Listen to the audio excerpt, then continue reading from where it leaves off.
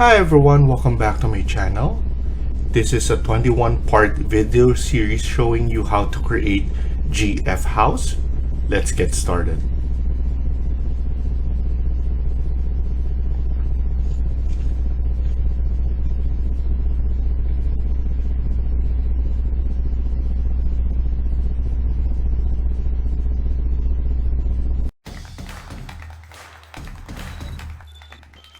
Just to start, let's open a new architecture template.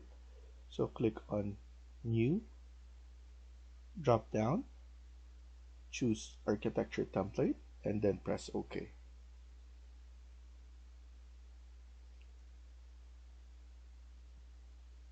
So we start off at level 1, and then what we're gonna do is we're going to set up the grids. So what we have here is architecture, and on the right side we have grids. You can also type in GR. So let's type in GR.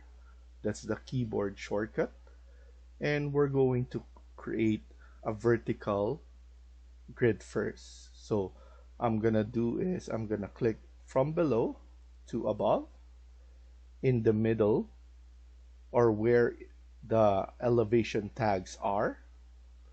So I'm just going to add it right there, and then press escape, and then escape again. Now we have our number 1 grid right here.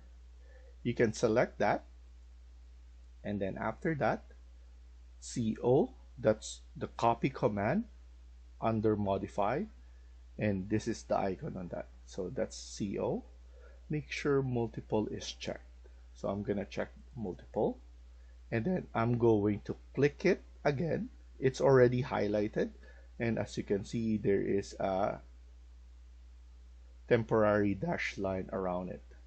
So it's already selected, and then I'm going to move it on the right side because we're going to add in multiple grid lines.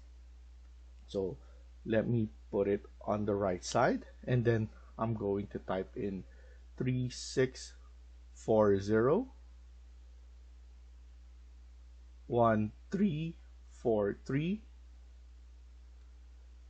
and this one make it 5500.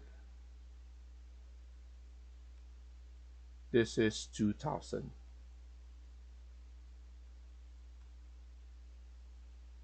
Press escape, and then escape again. So now we finished with the vertical. Let's do the horizontal. So type in GR again, and then here let's put it from the right to the left, and give it some space right here. We could also move this one down, and we could grab all of them and then move it in the middle of the elevation tags. So as you can see, I push it down right here, and then I move it so that we have space here, because we're going to add in some dimensions right here afterwards. But as you can see, after 5 it created 6, but here I want to put a letter. So what you do is just click on multiple times, and then just type in capital A, and then click on the space around it. So now we can type in CO, that's to copy again. Multiple times is already checked because we already done this. And then here, just grab it again, moving it below. Make sure it's 90 degrees so that everything is aligned together. And then now I'm gonna type in 2480. This will be going 1200 next, and then this will be 900 next. Next thing will be 4000. Next will be 2700, and then after that type in 3700, and then here we have 3500, and then here we can put in 1400, so 1400. Press escape and then escape again, and as you can see, we have our grid lines added. What we can do is we could grab one of the grid lines, and as you can see, there's a dash line right there, temporary dash line. It indicates is that once you grab one of this, all of them will be moved. So here I'm gonna move it upwards because it's too much, and I want it to be neatly added right here. So here I'm going to move this one as well to the left side, and then press escape multiple times. You can grab it again and move it to the center so that all elevation tags will be shown. And if we click the view right here, it will show our model once we add everything else. So after that, what I'm gonna do is I'm gonna click on align dimension or type in DI. We're going to add dimensions on all of our grid lines. So I'm gonna add run here, and it will be consistent, so it will be added multiple times, and as you can see, it's very easy. And then the last thing that you need to do is just click on the space around it, the empty space, and then you can choose where you're gonna put it. So of course we're gonna put it right here because we're going to add in an overall dimension. We're gonna do the same thing on this one, on the horizontal. So just keep on clicking all the dimensions, set it to the right location, and then click an overall dimension. So now we have our dimensions right here for our vertical, and we have right here on our horizontal. And like I said earlier, we have numbers right here. When we change this to a letter, Revit recognizes it, and as you can see, it created the sequence around it. Now that we're done, what we can do is, as you can see, this stuff are overlapping each other. To fix that, you can select this, and you have an add elbow icon right here. So we're gonna click that, and then we're gonna move this one downwards. We're going to do this as well right here and move it somewhere like there. And if you want to add grid bubbles on the right side or on the bottom, what you can do is you select each and every one of them, and it will create the grid bubble as well. So something that you like to do, and for us it's actually beneficial because we're gonna use the grid lines to show it so that we can coordinate to each other when we're doing the video. So here I'm gonna add an elbow again and make sure everything is aligned from the left side. This one as well, and usually it will show you that there's an align. As you can see, that's a temporary dash line, and as you can see, everything looks much better and everything is organized. So now everything is done. What we can do is go to our south elevation. We're going to add our levels. So here, what I'm gonna do is I'm going to select this. This is level 1. I want to add a ground level. So to add levels, you can do is go to architecture or click this icon or type in LL. So I'm gonna put LL, and here I want to add at least a 500 ground level. And the good thing about adding levels is that once you add a level, it will automatically add the floor plan right here. But if you just copy, so for example here, I'm going to set this one to 3000 only.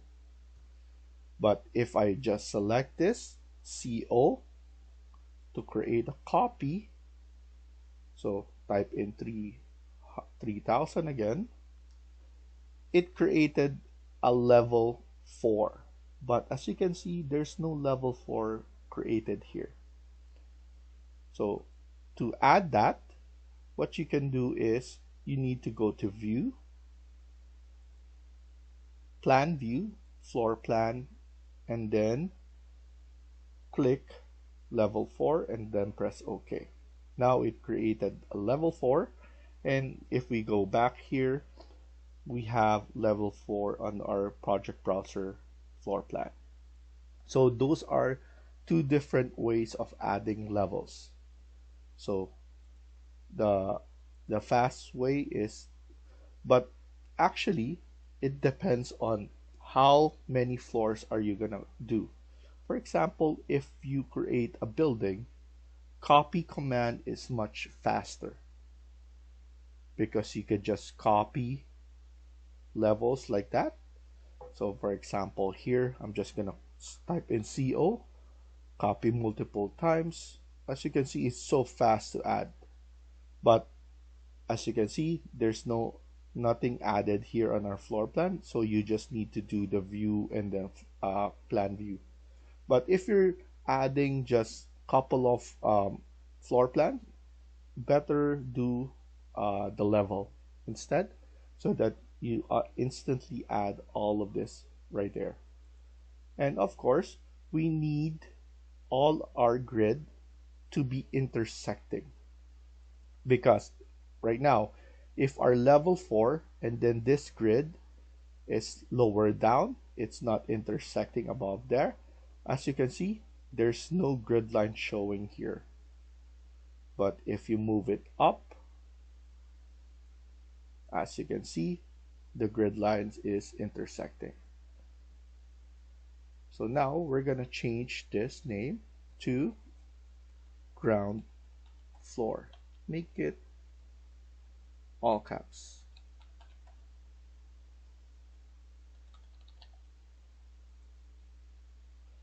Would you like to rename corresponding views? Yes, because I want it to change right here. So yes. So you can see it changed there. And here we need to change this to 3. Or you can put it at roof depending on what you want. So as you can see, level 3 was changed. If you say no, it won't change right here, but you will only change it on this side. So now I don't want this one. So let's add an elbow again so that everything is showing properly and nothing is interfering. So you could read your model perfectly. We're gonna go to each and every elevation to see if everything is intersecting, and then the elbow is created properly. This one is good already. And just quickly review everything. This one is not intersecting, so we're gonna pull it down and then move this one right there. So now our level is done. We could go back to our level 1, and then we're going to save this project. So I'm gonna click on save and save it to the folder that you want to. So now that I chose the location, you could put whatever name you want. So I'm just gonna put house, and then here, before you click save, click on option. This is the maximum backup that you can create on your project. If you're a beginner, leave it at 20 so that If ever you have problem, you can always come back to the older save model. So here, if you're beginner, 10 to 20, intermediate around 5 to 10. If you're an expert, maybe you could put it at 1 to 5. But it's always good to have more backup, just in case that something went wrong. You can always come back to that. So for me, I'm gonna set it to around 5 to 10, or I'm gonna just put it to 10, just to be sure that everything will be good. And then press OK, and then press save. So now let's add in an exterior wall. So go to your architecture, click on wall, and now we have basic generic wall 200 millimeters. In newer versions, what we have is something like this that is pre-installed already with everything on it. So you could choose one of this and then edit, duplicate, and you could just put exterior wall number 1. Press OK and then click on edit. You can then now delete the exterior side and then the interior side, but you cannot delete the core boundary, structure, and core boundary. Those are the things that will stay here. So now I'm going to delete this, and as you can see, this one will be grayed out once you go on this layers. So delete all of this. What you can do is change the thickness to 200 millimeters, and this one to be somewhat white material. So I'm going to always choose gypsum wallboard and then press OK. OK again, and then OK. So now what we can do afterwards is we have base constraint level 1. We want it to be up to level 2. So here, top constraint, we need to change this to level 2, and as you can see, you can also do this right here at the top.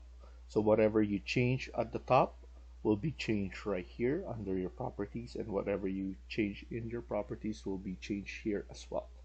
But here, well, there is more, like the location line. We want it to be center line, chained is already checked, so that's good.